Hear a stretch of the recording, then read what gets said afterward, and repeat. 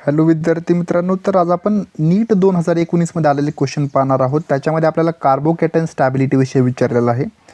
तर आपण carbocation stability तुम्हाला माहीत जर असेल तर टर्शरी कार्बोकॅटायन मोस्ट स्टेबल असतो, त्यानंतर सेकंडरी आणि प्रायमरी. तर आपण इथं जर त्याप्रमाणे ऑर्डरनी गेलो तर हा आहे प्रायमरी कार्बोकॅटायन, हा आहे सेकंडरी कार्बोकॅटायन, हा आहे सेकंडरी आणि हा पण आहे सेकंडरी. सो इथं तीन कार्बोकॅटायन आपल्याकडे सेकंडरी आले, त्यामुळे आपल्याला ही ऑर्डर फॉलो होणार नाही. सो आपण जेव्हा याप्रमाणेच्या क्वेश्चनला आपण सॉल्व करतो तेव्हा आपण पाहणार आहोत इलेक्ट्रॉनिक इफेक्ट. तर यामध्ये एक इलेक्ट्रॉनिक इफेक्ट लागतो ज्याचं नाव आहे हायपर कॉन्ज्युगेशन. सो हायपर कॉन्ज्युगेशन जो इफेक्ट आहे तर तो आहे डिपेंडंट आपल्याकडं अल्फा हायड्रोजन्सवर.